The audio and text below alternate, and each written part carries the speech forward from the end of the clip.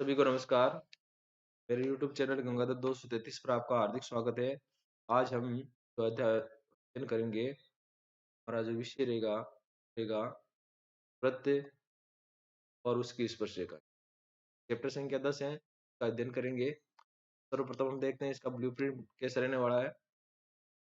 Blueprint रहेगा कि इसमें से कुल 5 प्रश्न आने वाले हैं, वो 6 अंक बार के होंगे और ज्यादातर प्रश्न है वो काफी छोटे हैं और इजी टाइप है, एमसीक्यू टाइप है। वो विकल्पात्मक प्रश्न में देखेंगे आप, 2 प्रश्न आएंगे और 2 अंकों के होंगे, यानी 1 अंक का 2 प्रश्न होंगे। एक रिक्तस्थान का भी आएगा, काफी इजी रहने वाला है। एक अति लघुतरात्मक आएगा, वो भी काफी इजी रहेगा। और एक लघुतरात्मक प्रश्न आएगा जो 2 अंकों का होगा, यानी अंक बार 6 और क्वेश्चन संख्या आएंगी 5। यानी परीक्षा की दृष्टि से काफी महत्वपूर्ण और काफी उपयोगी प्रश्नावली है। अपने मूल कंटेंट पर चलते हैं, मैं आपको ये बताऊंगा कि इस प्रश्नावली से कैसे प्रश्न आने वाले हैं। और मेरी यहाँ पे गारंटी ही मानिए कि यहाँ से 2 नंबर वाले प्रश्न को मैं कह नहीं सकता हूँ कि कौन-सा आ जाए, परंतु मैं जो यहाँ क्वेश्चन बताऊँगा, लगभग सारे के सारे यहीं से आने वाले। 4 नंबर के क्वेश्चन तो इसी को आप रट के चले जाएँगे तो निश्चित रूप से इसमें से आने वाले ही होंगे। तो हम देखते हैं, अपनी प्रश्नावली को शुरू करते हैं।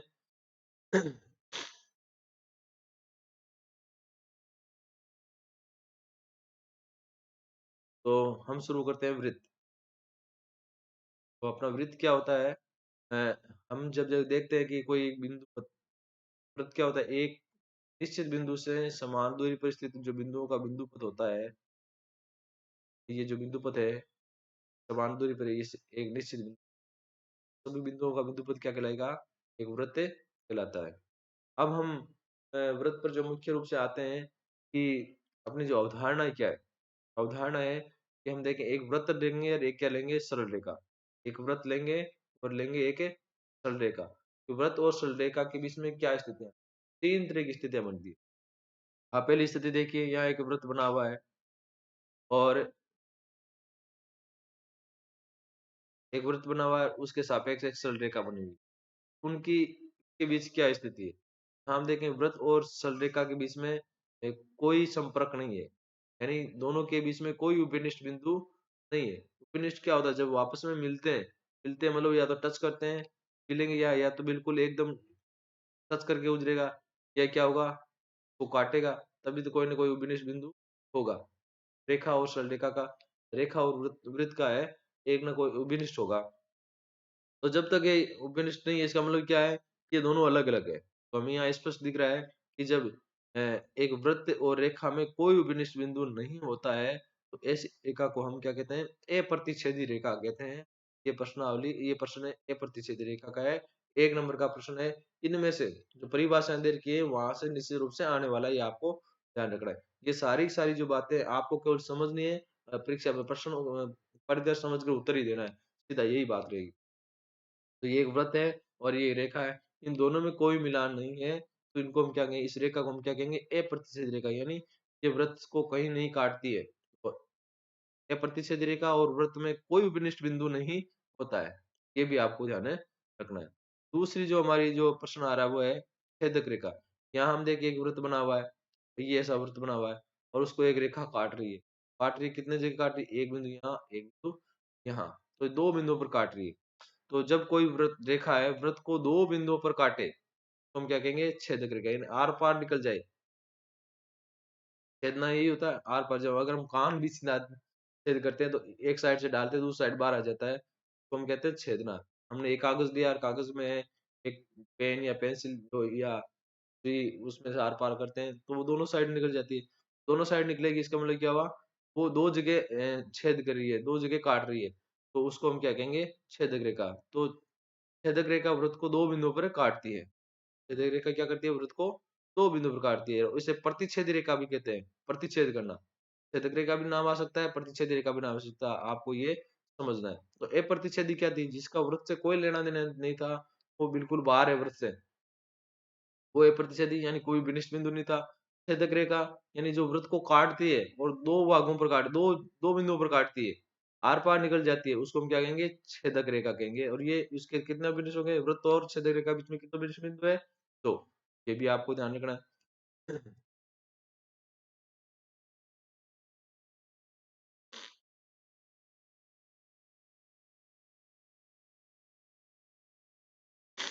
तीसरी जो स्थिति अपनी बन रही है वो है स्पर्श रेखा, कि जब रेखा और वृत्त का एक उपनिष्ठ बिंदु हो, इसे क्या कहेंगे? इसे स्पर्श रेखा कहते हैं। कि जब ये वृत्त बना हुआ है और उसको एक ही बिंदु पर यहाँ काट रही है, ये दोनों का एक कॉमन एक ही बिंदु है, एक ही उपनिष्ठ बिंदु है, उसको हम क्या कहेंगे? जैसे ये वृत्त है और उसको एक ही यहाँ बिल्कुल टच करके एक ही जगह टच होती है, तो उसको हम क्या कहेंगे? कि एक जगह काट रही है और एक जगह काट रही है, तो ऐसी रेखा को हम क्या कहेंगे?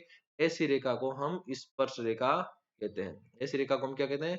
स्पर्श रेखा कहते हैं। और स्पर्श रेखा वृत्त को जिस बिंदु पर काटती है, स्पर्श रेखा क्या करती है? वृत्त को एक बिंदु पर काटती है और वो बिंदु है उसको हम क्या कहेंगे? स्पर्श बिंदु कहते हैं। यानी स्पर्श रेखा और वृत्त के उपनिष्ठ बिंदु को क्या कहेंगे? स्पर्श बिंदु कहते हैं। ये प्रश्न भी आप याद रखिएगा, निश्चित रूप से ये परीक्षा में आने वाला है।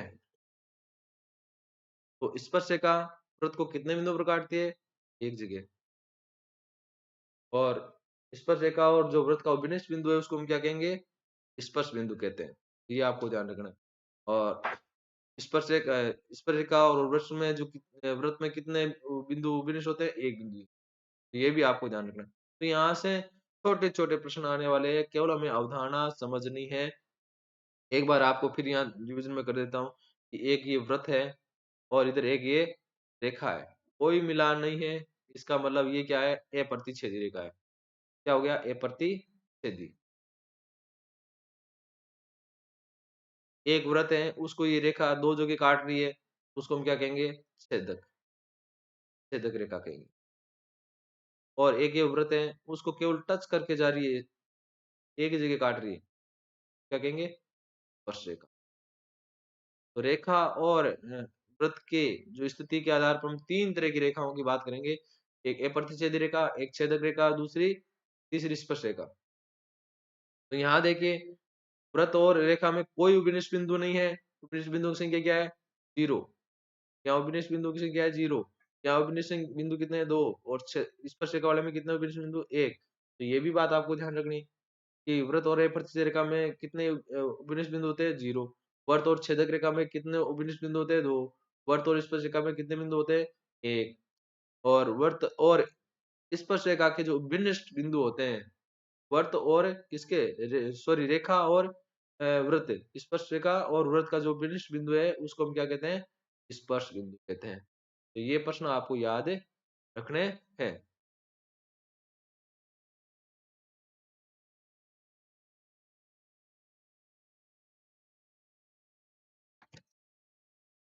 आगे हम देखते हैं। हम यहाँ देखेंगे आगे अगले जो बिंदु होते हैं, ये बिंदु है वो भी सारे बहुत पूरी इंपॉर्टेंट है। यहाँ से भी एक प्रश्न आने की पूरी पूरी संभावना है। देखिए क्या लिखा हुआ है? वृत्त के एक बिंदु पर एक स्पर्श रेखा खींची जा सकती है। हमने एक वृत्त बनाया और इस पर हम देखेंगे यहाँ इसका एक ही बिंदु है। तो इस एक बिंदु पर कितनी स्पर्श रेखा खींची जा सकती है? उस पर एक ही स्पर्श रेखा खींची जा सकती है। अब कैसे? कि मान लो कि अब हम स्पर्श रेखा और खींचे, वो सारी क्या होगी? वृत्त को 2 भागों में बाँट दी जाएगी। क्या होंगी? छेदक रेखाएँ। इस प्रकार हम कह सकते हैं वृत्त के एक बिंदु पर केवल और केवल एक स्पर्श रेखा खींची जा सकती है। तो वृत्त पर वो बिंदु कहीं ले ले, यहाँ ले ले, चाहे यहाँ ले ले, यहाँ ले ले। तो वृत्त के एक बिंदु पर एक स्पर्श रेखा। तो प्रश्न आ जाइए कि वृत्त पर स्थित बिंदु पर या वृत्त पर स्थित एक बिंदु पर कितनी स्पर्श रेखा खींची जा सकती है? अपना आंसर होना चाहिए 1। आंसर क्या होना चाहिए? 1। इसी प्रकार के वृत्त पर कितनी स्पर्श रेखा खींची जा सकती है? अब वो वृत्त पर अब कहा नहीं उसने कि कितने बिंदु है, तो वृत्त पर कितने होते हैं? वृत्त पर तो अनेक बिंदु होते हैं। वृत्त पर तो क्या हो ये बिंदुओं का बिंदु पता है, बहुत सारे बिंदु होते हैं वृत्त पर। तो ये बहुत सारे बिंदु है तो वृत्त पर है, जितने भी बिंदु होंगे उतने ही ज्यादा क्या होंगे? उतनी स्पर्श खींच सकते हैं। ये देखिए आप देख सकते हैं, यहाँ अलग-अलग जो वृत्त की परिधि पर हम बहुत सारे बिंदु लेंगे कि ये परिधि क्या होगी? बिंदुओं का बिंदु पतित है। अनेक बिंदु है, तो स्पर्शिकाएँ कितनी हो जाएगी? अनंत स्पर्शिकाएँ खींची जा सकती है। तो इस प्रकार यहाँ से एक प्रश्न आप ये देख लीजिएगा परीक्षा में निश्चित रूप से आएगा कि वृत्त के एक बिंदु पर कितनी स्पर्शिकाएँ खींची जा सकती है? 1। और वृत्त पर कितनी स्पर्शिकाएँ खींची जा सकती है? वृत्त पर अनंत स्पर्शिकाएँ खींची जा सकती है। चाहे एमसीक्यूज़ में आप देख लेना, चाहे रिक्त स्थान में देख लेना, ये क्वेश्चन आपका पक्का यहाँ से आने वाला है। स्पर्श रेखा स्पर्श बिंदु से जाने वाली त्रिज्या की क्या होती है? लंबवत होती है। ये जो इस त्रिज्या थी, स्पर्श रेखा है, यहाँ जो स्पर्श बिंदु है, वो क्या होगी, जब केंद्र से इसको हम जब मिलाएँ, तो ये क्या है? ये त्रिज्या है। ये क्या है? वृत्त के केंद्र को हमने मिला दिया तो ये क्या होगी? त्रिज्या होगी। ये त्रिज्या क्या होगी? स्पर्शरेखा की क्या होती है? लंबवत होती है। तो ये आपको ध्यान रखना है। एक वृत्त की 2 समांतर स्पर्शरेखाएँ हो सकती है कि हमने एक वृत्त खींचा तो उसके कितने और समांतर स्पर्शरेखा हो सकती है? 2। एक इधर है तो इधर एक ही हो सकती है। तो टोटल कितनी होगी? 2 होगी। चाहे हमने एक वृत्त खींच दिया और एक इस पर ऊपर खींची एक है या नीचे खींचे, तो 2 ही समांतर स्पर्शरेखाएँ हो सकती है। इससे ज़्यादा, क्योंकि और भी हम इसके एक रेखा के समांतर और अन्य रेखाएँ खींचेंगे, वो सारी क्या होगी? छेदक रेखाएँ होगी। ये देखिए, इन दोनों के बीच में दोनों सारी की सारी क्या वो छेदक रेखाएँ। तो एक इस साइड में है तो दूसरी साइड में होगी, तो 2 ही समांतर स्पर्शरेखा हो सकती है। तो ये प्रश्न भी काफ़ी इम्पोर्टेंट है, रिक्त स्थान में आने की पूरी-पूरी संभावना है। एक वृत्त की 2 समानांतर स्पर्शरेखाएँ, 2 समांतर या समानांतर स्पर्शरेखाएँ हो सकती हैं। आगे हम चले।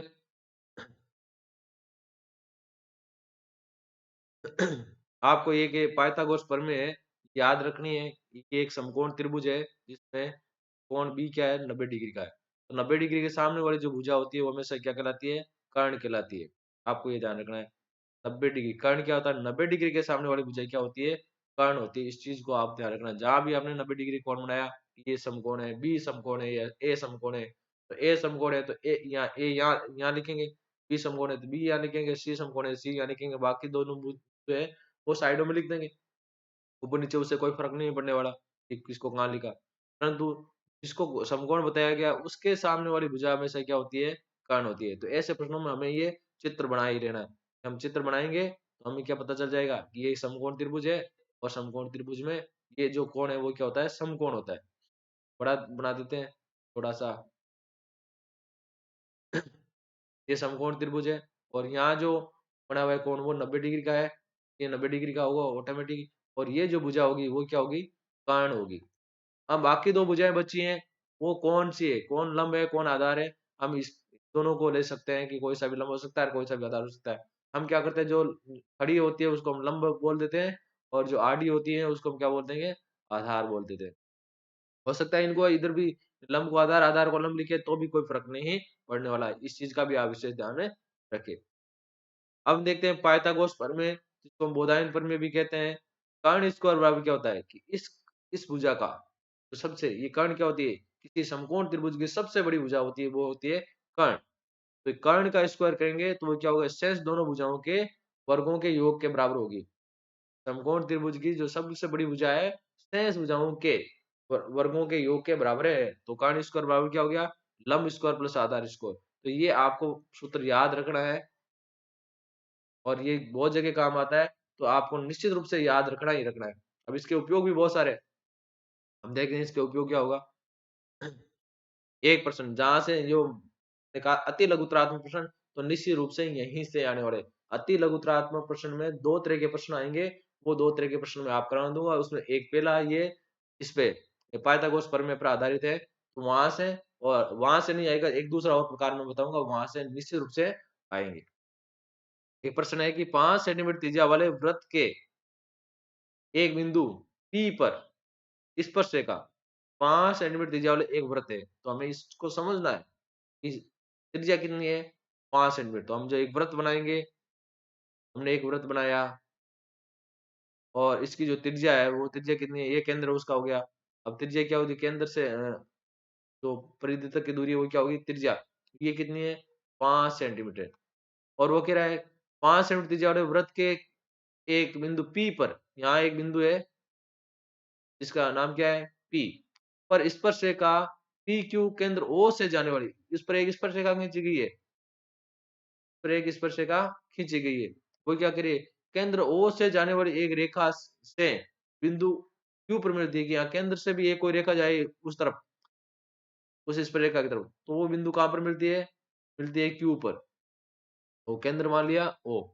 ठीक है, केंद्र बताया O बता रहा है तो हमने O लिखा। तो इस प्रकार मिलती है कि ओ क्यू बराबर कितना है? 12। ओ से क्यू की ये दूरी ये कितनी है? 12 सेंटीमीटर है। तो पी क्यू की लंबाई ज्ञात कीजिए। पी क्यू की लंबाई ज्ञात कीजिए। हम जानते हैं कि जो स्पर्श रेखा है वो त्रिज्या के साथ में कितने डिग्री कोण बनाता है, 90 डिग्री का बनाता है। तो यहाँ 90 डिग्री का कोण बनेगा।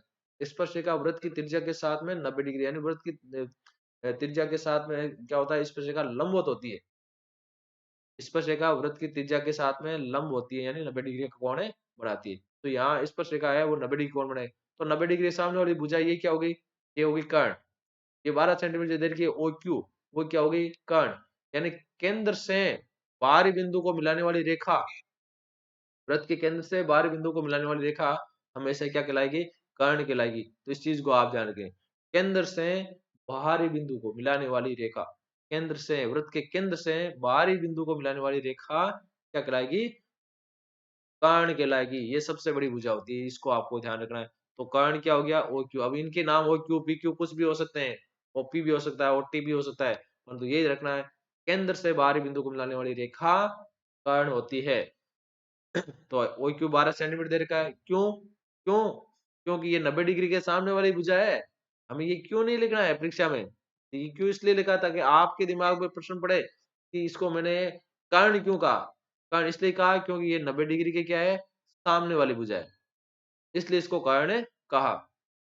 आधार, आधार मैंने ओपी इसको ले लिया, जो आपने आरडी वाली है उसको हमने क्या लिया, आधार ले लिया। कोई फर्क नहीं पड़ता है आधार लंब और किसको ले, तो वो कह रहा है पी क्यू ज्ञात कीजिए। लंब स्पर्श रेखा है वो खड़ी होती है, लंबवत होती है, तो हमने इसको क्या कर दिया, इसको लंब मान लिया, इसको पी क्यू मान लिया। अब इसका जो मान है हम क्या रखेंगे, अब पाइथागोरस प्रमेय में रखेंगे। तो हमारी पाइथागोरस प्रमेय क्या थी, कर्ण स्क्वायर बराबर लंब स्क्वायर प्लस आधार स्क्वायर। तो कर्ण क्या था, ओ क्यू का स्क्वायर, चित्र में देख के बताएंगे। लंब क्या था, ओपी का स्क्वायर, पी क्यू का स्क्वायर, और आधार क्या था, ओपी का स्क्वायर। अब इनका मान रखते हैं, ओ क्यू कितना है, ओ क्यू देर का 12 सेंटीमीटर, तो 12 का वर्ग कर दिया। और ओ पी क्यू है वो हमें ज्ञात करना है, तो पी क्यू को वैसा वैसा रख दिया, पी क्यू का स्क्वायर। और प्लस ओपी है 5 था, तो 5 का वर्ग, 12 का वर्ग 144। आपको 1 से 25 तक की संख्याओं के वर्ग याद होने चाहिए, 1 से 25 तक की संख्या उसके वर्ग याद होने चाहिए। तो आपको अगर आपने वर्ग संख्या याद नहीं करी है, तो आप अभी भी ये लिखिए और याद कीजिए। रोजाना की आप 5 संख्याओं के आप वर्ग याद करेंगे, तो 5 दिनों में आपकी 1 से 25 तक की संख्याओं के वर्ग याद हो जाएंगे। और अगर आप 1 घंटा ही अगर इनको देंगे ना याद करने के लिए, तो 1 घंटे में आप 1 से 25 तक की संख्याओं का वर्ग याद कर सकते हैं। तो 12 का वर्ग 144 लिख दिया हमने, और पी क्यू का वर्ग सेम रहने वाला है, और प्लस से 5 का वर्ग 25, ये 25 है, इसको बराबर के उधर भेजेंगे, तो इधर क्या रह जाएगा, P Q square. P Q square क्या, बराबर के उधर क्या था, 144 पहले से था, और ये प्लस का 25 उधर जाकर किसका हो जाएगा, माइनस का। तो हमने इसकी साइड चेंज कर दी, इसलिए इधर उधर जाने का आपका थोड़ा सा समस्या हो सकती है, परंतु साइड चेंज करने से कोई फर्क नहीं पड़ता है। कि अगर पी क्यू लिखा है, तो ये अगर 144 था, वो 25 उधर घटा दिया, उधर क्या बच गया, पी क्यू स्क्वायर बच गया। तो हमने सीधा इसको इधर लिख दिया कि पी क्यू का स्क्वायर बराबर क्या हो गया, 144 माइनस 25। तो ये साइड बराबर के इधर बराबर के उधर कर दे, तो कोई फर्क नहीं पड़ने वाला।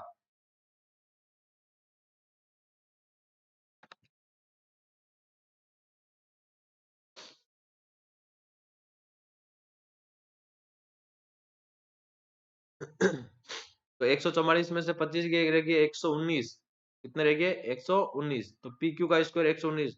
अब पी क्यू के स्क्वायर का जब वर्गमूल करेंगे तो क्या आ जाएगा, पी क्यू आ जाएगा। तो हम जब वर्गमूल करेंगे तो क्या आ जाएगा, वर्ग हट जाएगा, वर्ग का चिन्ह हट जाएगा, और केवल पी क्यू रह गया। और इधर क्या था, 119 था, तो 119 का भी हम क्या करेंगे, वर्गमूल करेंगे। अब 119 का वर्गमूल होता नहीं है, क्योंकि ये वर्ग संख्या नहीं है। तो इसका पता कैसे चलेगा आपकी वर्ग संख्या नहीं है, अगर आप 1 से 25 तक की संख्या का वर्ग याद कर लेंगे, तो आपको निश्चित रूप से पता चल जाएगा कौन सी संख्या वर्ग संख्या है, कौन सी नहीं है। तो यहाँ नहीं आया, वर्गमूल नहीं हो रहा, तो लास्ट में हम इसकी इकाई लिखेंगे, जो इकाई दे रखी होगी प्रश्न में। सेंटीमीटर है तो सेंटीमीटर, मीटर है तो मीटर। ये लिखना ना भूले, यहाँ से भी आधा नंबर काट सकते हैं अपने शिक्षक।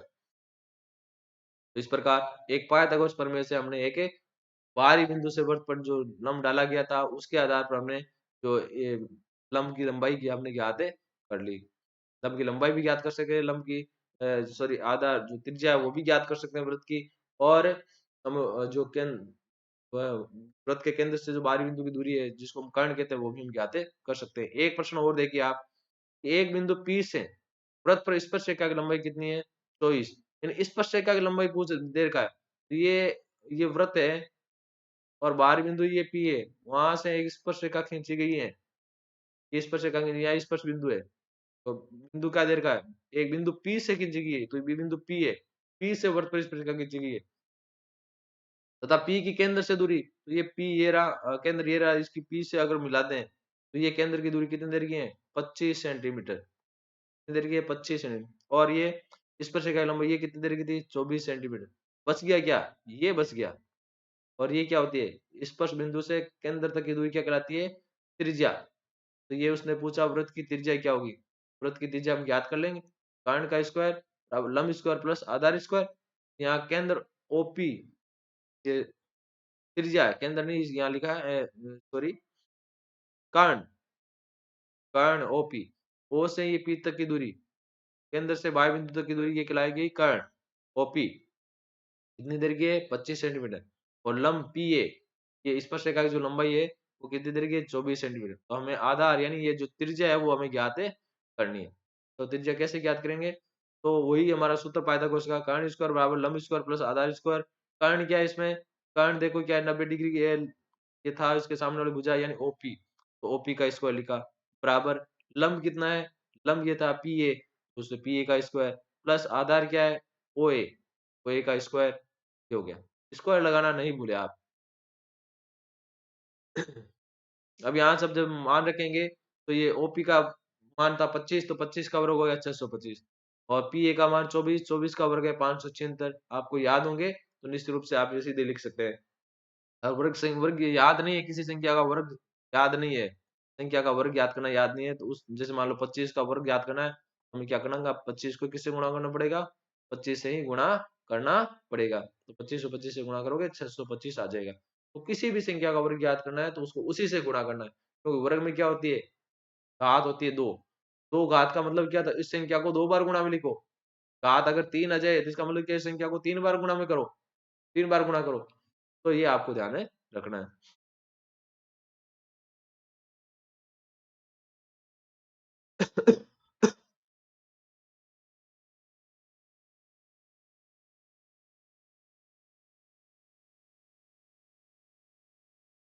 तो आगे देखते हैं,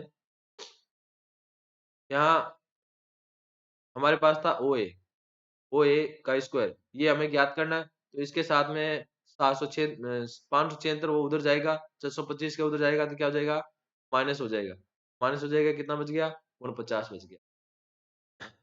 और अब जब ओ ए निकालेंगे तो 49 का वर्गमूल क्या हो जाएगा, 7 सेंटीमीटर। इस प्रकार हमारा जो प्रश्न दिया गया था उसका उत्तर आपके पास में आ गया। तो निश्चित रूप से ऐसे प्रश्न है, एक नंबर वाले प्रश्नों में आपके पास आने वाले हैं।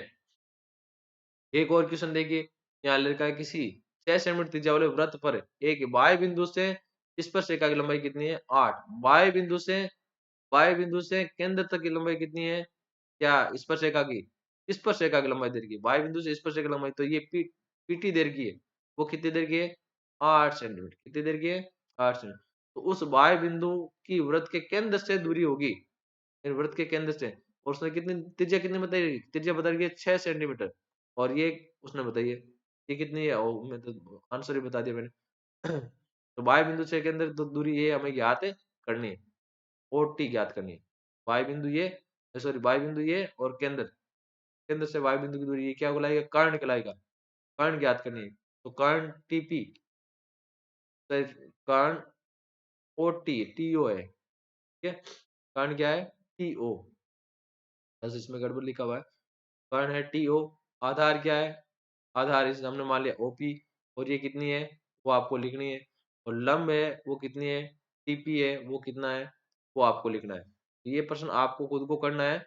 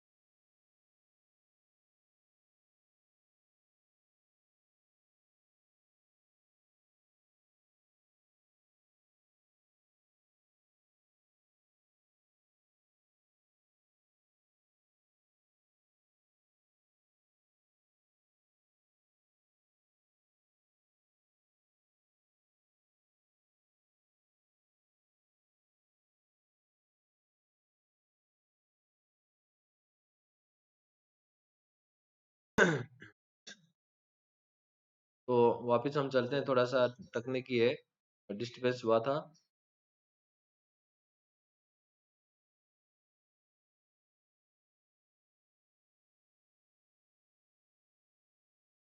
तो हम देख रहे हैं, हाँ ये अपना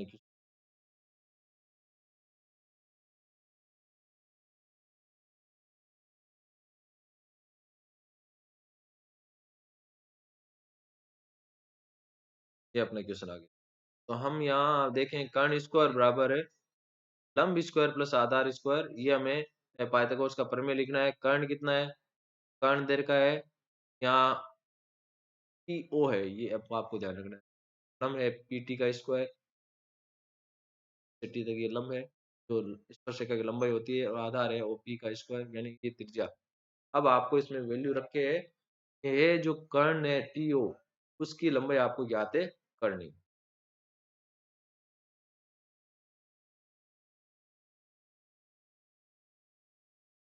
अब एक बिंदु, एक की जो बहुत ही इंपॉर्टेंट है वो यहाँ बन रहा है कि बाह्य बिंदु से वृत्त पर जो स्पर्श रेखा है उसकी कितनी संख्या हो सकती है।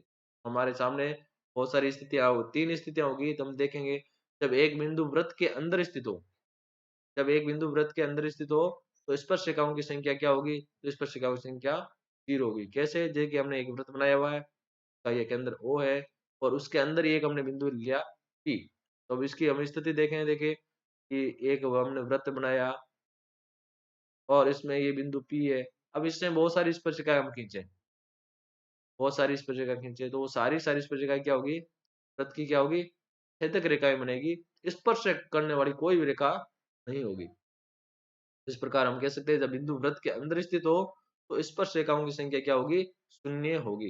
यह भी वन एक नंबर के क्वेश्चन में है, काफी इंपॉर्टेंट क्वेश्चन है।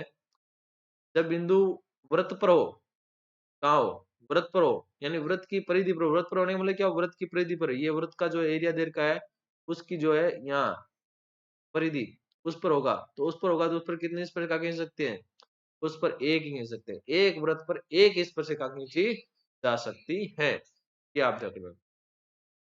हमने पहले भी पढ़ा था कि वृत्त पर स्थित एक बिंदु पर है, एक स्पर्शिका खींची जा सकती है। और वृत्त पर तो बहुत सारे बिंदु होते हैं, तो वृत्त पर अनेक स्पर्शिका खींची जा सकती है। वृत्त पर अनेक स्पर्शिका खींची जा सकती है, परंतु वृत्त पर स्थित एक बिंदु पर एक स्पर्शिका खींची जा सकती है। तो हो गया, दो स्थिति होगी कि एक जब वृत्त के अंदर हो, एक वृत्त के ऊपर है, और एक अब मान लीजिए बिंदु वृत्त के बाहर है। ये वृत्त है और ये बिंदु बाहर है, तो इस बाहरी बिंदु से हम क्या करेंगे, वृत्त पर कितने स्पर्शिका खींच सकते हैं, पर है वृत्त के पर दो स्पर्शिका खींच सकते हैं। तो बाह्य बिंदु और यहाँ से वृत्त पर स्पर्शिका खींचेंगे, कितनी होगी, एक स्पर्शिका ये और एक स्पर्शिका ये बाहरी बिंदु होगी। तो जब बिंदु वृत्त के बाहर स्थित हो, यानी कुछ दूरी पर स्थित हो वृत्त से उसका कोई टच नहीं हो, तो उस स्थिति में हम क्या कर सकते हैं, दो स्पर्शिका वृत्त पर सकते हैं। तो अपनी तीन स्थितियां हो गई कि जब बिंदु वृत्त की परिधि के अंदर हो, वृत्त के अंदर हो, तब स्पर्शिकाओं की संख्या क्या थी, 0। जब बिंदु वृत्त की परिधि के ऊपर हो, वृत्त पर स्थित हो, तो स्पर्शिकाओं की संख्या कितनी होगी, 1। जब बिंदु वृत्त के बाहर स्थित हो तो वहां से कितने खींच सकते हैं स्पर्शिका, दो स्पर्शिका खींच सकते हैं। यहाँ से भी एक नंबर का क्वेश्चन बनता है। तो 8-10 लाइनें ऐसी हैं जिनको हमें याद रखना है, और वहां से निश्चित रूप से 3 को के प्रश्न है वो आने वाले हैं, क्योंकि 2 एमसीक्यूज होंगे, एक रिक्त की पूर्ति होगा। ये 3 प्रश्न है, वो 10 लाइनें, मैक्सिमम 10 लाइनें आपको याद रखनी है, और वहां से आपको आना है। तो ये मैक्सिमम 10 लाइनें आप याद रखिए। कौन-कौन सी होगी, एक प्रतिच्छेद रेखा की परिभाषा, दूसरी छेदक रेखा की परिभाषा, अपरिच्छेद रेखा की परिभाषा, स्पर्शिका की परिभाषा, स्पर्श बिंदु 4, वृत्त की परिधि पर कितने बिंदु हो सकते हैं, वृत्त की परिधि पर कितनी स्पर्शिका खींच सकते हैं, वृत्त की परिधि पर स्थित एक बिंदु पर कितने स्पर्शिका खींच सकते हैं, 5, और फिर वृत्त की कितनी समांतर स्पर्शिका हो सकती है, 6, और 3 प्रश्न ये इधर से देख लिए। तो 10-11 लाइन ऐसी होगी कि उनसे हम याद करेंगे, 3 प्रश्न आ जाएंगे आपके। आगे हम देखें प्रश्न में कुछ महत्वपूर्ण तथ्य कि बाह्य बिंदु से वृत्त पर खींची गई स्पर्श रेखा, दोनों स्पर्श रेखाएं क्या होती है, लंबाई में बराबर होती हैं। ये भी एक बहुत महत्वपूर्ण प्रश्न है, छोटा सा प्रश्न है। यहाँ एक बाहरी बिंदु है, इस बिंदु से वृत्त पर देखो दो स्पर्शिकाएं खींची गई, एक तो खींची गई है, कौन सी खींची गई है, एक खींची गई है, ये देखो मान लो ये बाहरी बिंदु P है, एक स्पर्शिका होगी A। दूसरी स्पर्शिका हम यहाँ खींचे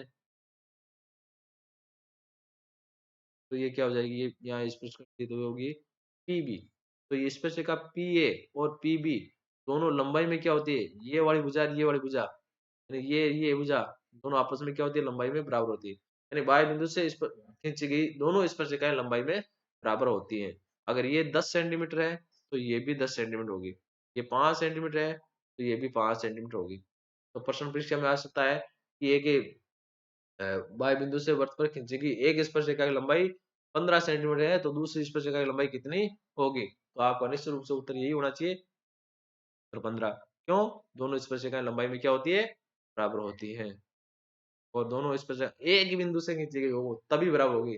अगर दोनों के बिंदु अलग अलग है तो स्पर्शिकाओं की लंबाई बराबर अलग अलग हो सकती है। एक प्रश्न और देखिए, दोनों स्पर्शिकाओं के मध्य का कोण, यानी ये दोनों स्पर्शिका इनके बीच का कोण, ये इसको हमने 1 नंबर दिया है। और केंद्र O पर अंतरित कोण, यानी दोनों स्पर्शिकाएं स्पर्श बिंदु ये थे, उनको हमने केंद्र O से मिलाया तो ये एक कोण बन गया। तो ये कोण 1 कोण 2 ये दोनों कोण है वो क्या होंगे, संपूरक होते हैं। इन दोनों को जोड़ेंगे, कोण 1 प्लस कोण 2 को जोड़ेंगे, उत्तर कितना आएगा, 180। संपूरक का मतलब होता है 180 और पूरक का मतलब होता है 90 डिग्री। कोई दो कोण पूरक होते हैं, इसका मतलब उन दोनों को जोड़ेंगे तो 90 डिग्री।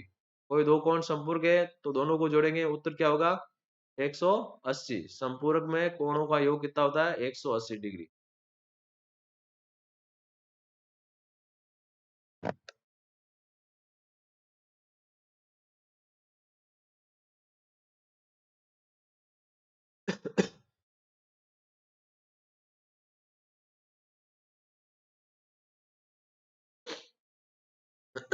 तो हम देखते हैं स्पर्शिका PA, ये एक स्पर्शिका PA, दूसरे का स्पर्शिका PB, इन दोनों के बीच में ये कोण बना है। इस कोण का देखो नाम क्या है, APB।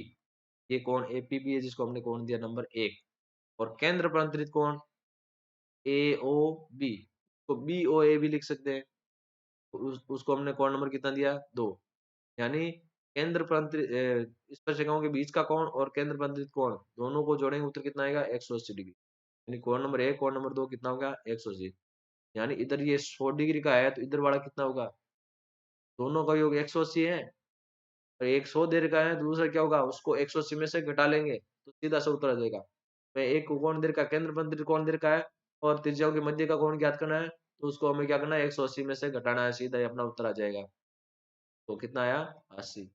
यस, इधर अगर 60 देर का है तो इधर वाला कोण क्या होगा, तो 180 माइनस 60। चाहे कोण किसी तरफ का देर का हो उसको हमें क्या करना है, 180 में से घटाना है, अपना आंसर आने वाला है। तो ये जब मैं बात कर रहा था कि अति लघु त्रात्य में 2 प्रश्न आएंगे, एक पाइथागोरस प्रमेय पर आधारित होगा जिसमें कर्ण या लंब की लंबाई या त्रिज्या ज्ञात करनी होती है, जैसे हमने की क्वेश्चन किए थे, आपको 3 करवाए थे।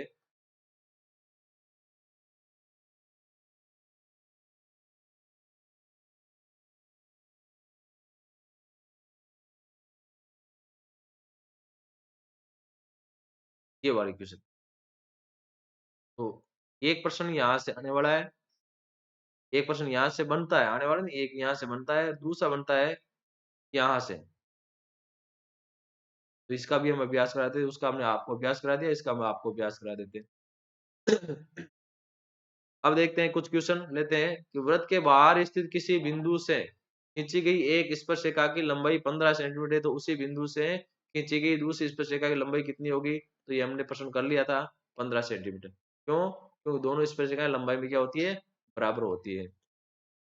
वृत्त के बाहर स्थित एक बिंदु से खींची गई दोनों स्पर्शिकाओं के बीच का कोण कितना है, 60 डिग्री का कोण बनाते हैं, अंतरित करते हैं, होता है मतलब बनता है। तो केंद्र पर अंतरित कोण कितना होगा, तो केंद्र पर अंतरित कोण क्या होगा, तो हम इसको सीधा ही निकाल सकते हैं कि 180 माइनस 60 120। तो हमें 180 में से घटाना, चाहे केंद्र पर दिया गया कोण हो या स्पर्शरेखाओं के बीच का कोण हो। तो अगर स्पर्शरेखाओं के बीच का कोण पूछा है तो भी 180 में से घटाना है, केंद्र पर अंतरित कोण पूछा है तो अभी हमें 120 से 180 में से ही घटाना है। तो 180 में से घटाएंगे तो अपना आंसर हो जाएगा। केंद्र पर अंतरित कोण क्या हुआ, 180 डिग्री माइनस स्पर्शरेखाओं के बीच का कोण यानी 180 डिग्री माइनस 60 डिग्री बराबर कितना गया, 120 डिग्री। इसी प्रकार यहाँ वृत्त पर खींची गई स्पर्शरेखाओं द्वारा केंद्र पर अंतरित कोण दे दिया। केंद्र पर अंतरित कोण कितना दे रखा है, 110। तो स्पर्शरेखाओं के बीच का कोण कितना होगा, तो स्पर्शरेखाओं के मध्य का अंतरित कोण क्या होगा, 180 डिग्री माइनस केंद्र पर अंतरित कोण। तो 180 माइनस 110 बराबर कितना आ गया, 70। अब यहाँ एक प्रश्न है, सीधा ने देकर है चित्र के माध्यम से दे दे तो आपको कैसा को निकालना है तो कैसे निकालेंगे। तो यहाँ थोड़ा यह है कि वो होशियारगी भी कर सकता है, तो आपको थोड़ा सजग रहना है। तो एक प्रश्न दे रखा है, चित्रानुसार कोण टी पी क्यू, टी और पी और क्यू यानी ये पूरा पूरा कोण दे रखा है, उसका का मान कितना है, 70 डिग्री। तो कोण P O T, P O T यानी ये कोण याद करना है, ये बड़ा। तो ये पूरा केंद्र पर अंतरित देखो कोण है उसका क्या है, आधा है। ये जो केंद्र है और ये वाई बिंदु है, इसको मिलाने वाली रेखा है, इस केंद्र पर अंतरित कोण को क्या कर देती है, आधा कर देती है। तो हमें पहले केंद्र पर अंतरित कोण ज्ञात करना है और फिर उसका आधा करेंगे तो क्या हो जाएगा, ये आधा वाला कोण ऊपर वाला आ जाएगा और नीचे वाला पूछा तो नीचे वाला भी आधा ही है। और अगर इसका उल्टा अगर हम देखें,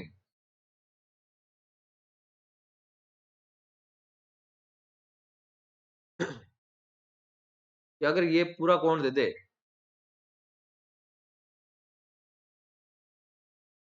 ये पूरा कोण दे दे, इधर वाला आधा पूछे, तो भी हमें क्या करना है, ये इधर वाला पूरा स्पर्शरेखा बीच वाला पूरा कोण निकाल कर या फिर उसका आधा करेंगे तो ऊपर वाला आधा आ जाएगा।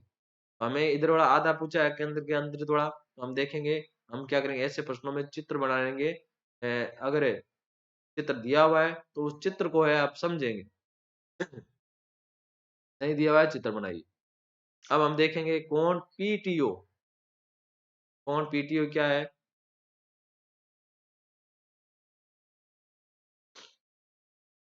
कोण पी ओ और टी यानी ये केंद्र पर बना हुआ ये जो कोण है, ये वाला इतना सा, ये कोण ज्ञात करना। तो ये कोण क्या होगा, जो केंद्र पर अंतरित पूरा पूरा कोण है, कौन सा, टी ओ क्यू। तो कोण टी ओ को का क्या होगा, आधा होगा। तो हम 1/2 लिख दें और कोण टी ओ क्यू क्या होगा कि 180 डिग्री माइनस स्पर्शरेखाओं के बीच का कोण इधर वाला दे रखा है 70। तो 180 में से 70 घटा दी कितना रह गया, 110। ये तो हो गया 110 हो गया केंद्र में अंतरित कोण, और उसका आधा करेंगे तो कितना हो जाएगा, 55। इस प्रकार अपना आंसर। एक प्रश्न और देखिए, कोण एपीबी 80 डिग्री दे रखा है, एपीबी क्या, देखो ये स्पर्शरेखाओं के बीच बना हुआ कोण है। तो कोण एओबी कितना होगा, एओबी, तो ये कौन सा कोण है, ये केंद्र बंधित कोण है, तो सीधा केंद्र बंधित कोण पूछा है। तो इन दोनों का योग कितना होगा, 180। तो केंद्र बंधित कोण क्या हो जाएगा, 180 डिग्री माइनस वृत्त की स्पर्शिकाओं के बीच का कोण, 180 माइनस 80 कितना रह गया, 100 डिग्री रह गया।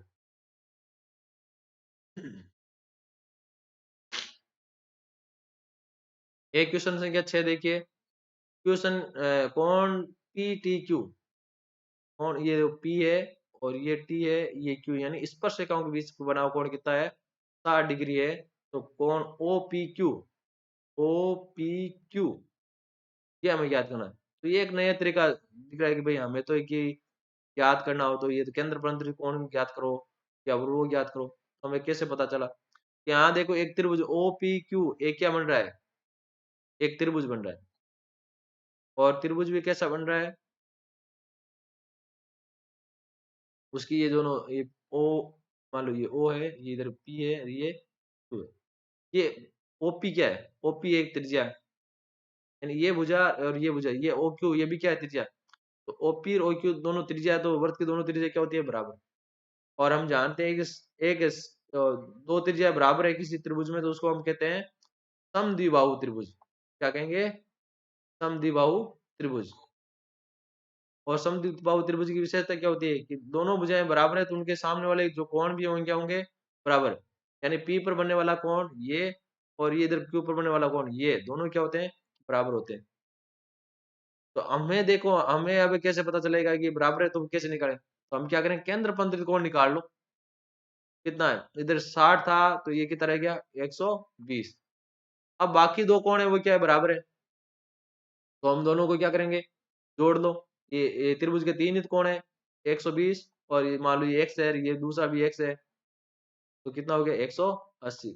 तो 120 उधर गया, तो इधर रह गया 2x बराबर 180 से 120 गया, कितना रह गया, 60 डिग्री। तो x का मान कितना आ गया, 60/2, तो कितना आ जाएगा, 30। तो इस प्रकार हम मान ज्ञात कर सकते हैं। तो कैसे ज्ञात किया कि ओ पी क्यू एक क्या है, एक समद्विबाहु त्रिभुज है, जिसकी भुजा ओपी और क्यू क्या है, समान है। क्यों समान है, क्योंकि वृत्त की त्रिज्या है, अतः इसके समूह कोण क्या होंगे, वो दोनों भी क्या होंगे, बराबर होंगे। तो बराबर हो गए, तो त्रिभुज के इन तीनों कोणों को हम जोड़ लें। तो इन तीनों कोणों को हमने जोड़ा तो 180 डिग्री।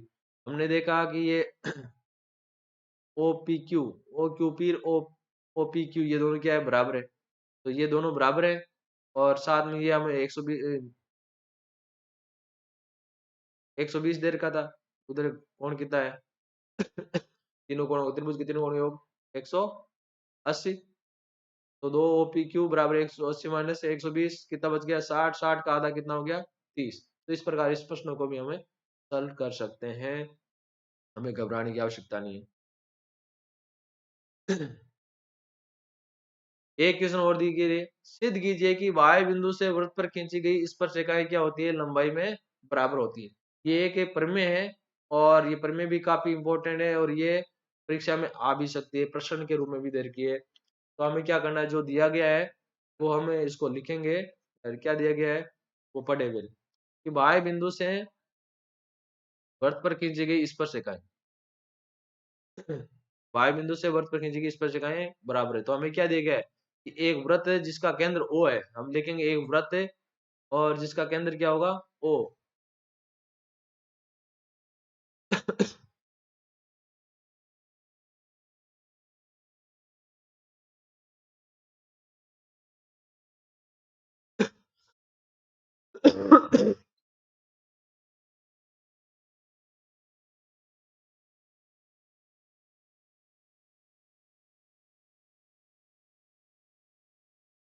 एक वाय बिंदु है और एक ये वृत्त है, वृत्त का केंद्र है O, ठीक है।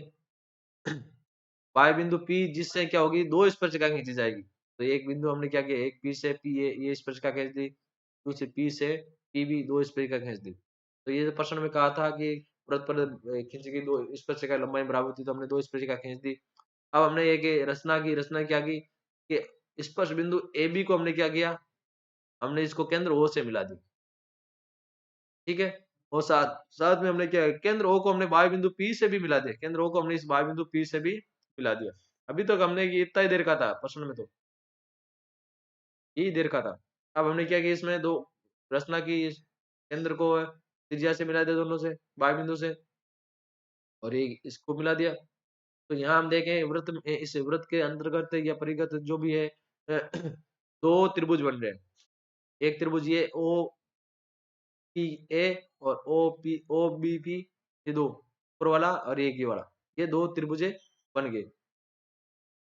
इन दोनों त्रिभुजों में हम देखेंगे त्रिभुज ओ ए पी और त्रिभुज ओ बी पी, इसमें हम देखेंगे कि क्या क्या समानता है। तो हम देखें ओ ए बराबर ओ बी, कि ओ है ये वाली भुजा, ये किसके बराबर है, ये इस ओ बी के बराबर है। ओ ए ओ बी के बराबर है, क्यों क्यों, दोनों क्या वृत्त की त्रिज्या है। इसी के अलावा हम देखेंगे दोनों में एक कॉमन भुजा आ रही है ओपी, तो ओपी भी क्या है, दोनों में सेम है। सेम किस लिए है, क्योंकि ये विनिष्ट भुजा है।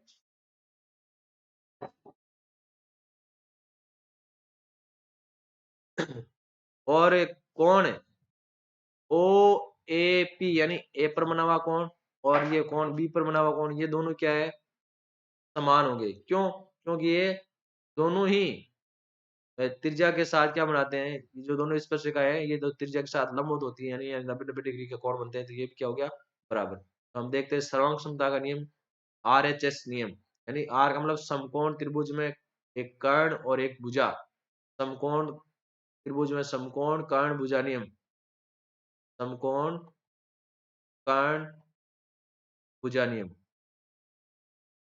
इस नियम से देखें तो दोनों त्रिभुज क्या हो गए, सर्वांग सम हो गए। दोनों त्रिभुज कैसे हो गए, सर्वांग सम हो गए। और सर्वांग सम त्रिभुज के क्या होते हैं, सभी अवयव क्या होते हैं, बराबर होते हैं। तो बाकी जो भुजा बची, ये दोनों त्रिभुज हो गए सर्वांग सम, और सर्वांग सम त्रिभुज के जो सभी अवयव होते हैं वो क्या होते हैं, बराबर होते हैं। तो हम सीपीसीटी से लिखेंगे ये पी ए और पी बी दोनों क्या होगी, लंबाई में अब बराबर होगी। तो इसको इतनी सीधा हम कह सकते हैं। तो ये प्रश्न काफी इंपॉर्टेंट है, 2 नंबर के प्रश्न जो आ रहे हैं उसकी दृष्टि से ये प्रश्न है और काफी ज्यादा महत्वपूर्ण है और परीक्षा की दृष्टि से उपयोगी भी है। एक वृत्त के परिघ, एक अन्य क्वेश्चन देखें, एक वृत्त के परिघ एक चक्रीय चतुर्भुज एबीसीडी खींचा गया है, तो सिद्ध कीजिए कि AB प्लस CD बराबर AD प्लस BC।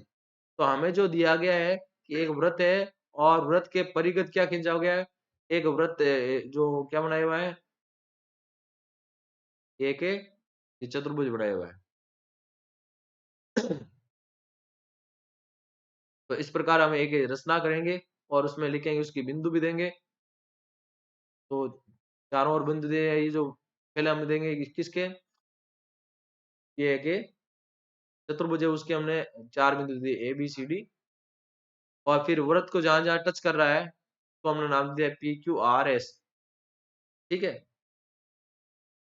अब हम देखेंगे यहाँ हमारा एक चीज जो अपनी आई, हमने देखा था कि Y बिंदु से जो वृत्त पर जो हमने जिस पर से खींची चाहिए, ये सारे बिंदु है, ये क्या हो गए, बाहरी बिंदु हो गए।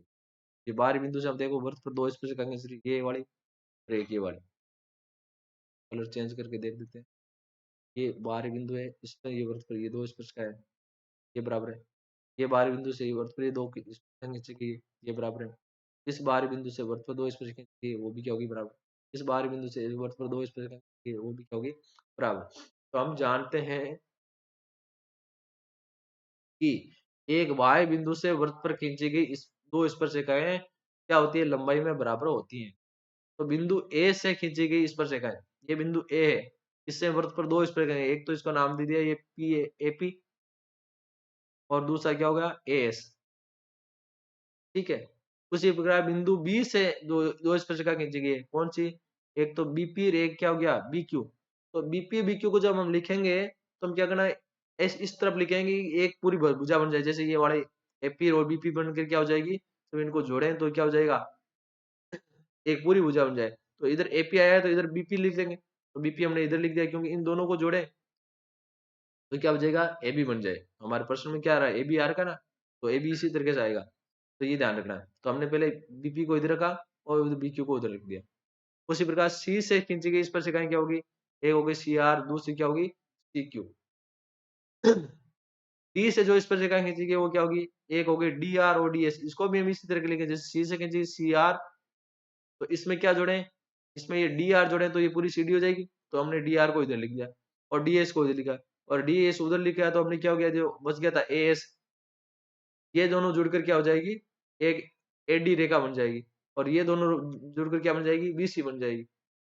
तो हमने जो इनको जो लिखा है उनका जो तरीका इस तरह लिखेंगे कि ये दोनों मिलकर क्या बन जाए, एक सीधी रेखा बन जाए, जो क्या हो, एक चतुर्भुज की रेखा हो। तो हम इन सारे समीकरणों को हम क्या करेंगे, जोड़ देंगे। अब इन सारे समीकरणों को हमने क्या किया, जोड़ दिया। जोड़ दिया तो इधर क्या हो, AP plus BP plus C R plus B R, इधर वाले ये एक साइड वाले ये जुड़ गए और दूसरी साइड वाले ये जुड़ जाएंगे, तो इनको जोड़ दिया। ये इधर जुड़ गए। अब इसमें देखें ए से पी वाली इसका जोड़ा बना दिया, पी प्लस बीपी, और सी आर डी आर इसका जोड़ा बना दिया, सी आर डी आर। इधर हम देखेंगे ये बीच वाले है, इनका हमने पहले जोड़ा बना दिया, P Q plus C Q, और साइड वाले उनका अलग से जोड़ा बना दिया। ये मिलकर क्या बनाए, एपी बीपी बन गया एबी, और सी आर डी आर बनकर क्या बना दिया सी डी। तो इसी प्रकार बी क्यू सी क्यू बनकर क्या हो गया बीसी, और ए एस डी एस मिलकर क्या बन गया एडी। तो इस प्रकार हमने ये सिद्ध कर दिया कि अगर एक वृत्त वृत्त के परिघ एक चतुर्भुज एबीसीडी खींचा गया है, तो उनकी जो भुजाओं, आमने सामने की जो भुजाएं उनका योग है वो क्या होगा, बराबर होगा।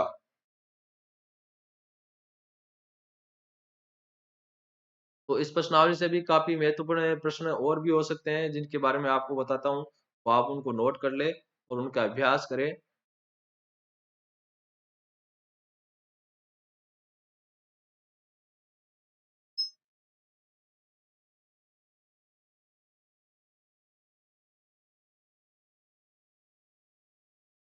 तो प्रश्नावली है 10.2, उसमें महत्वपूर्ण प्रश्न है, तो आप देखिए कि कौन-कौन से हो सकते हैं।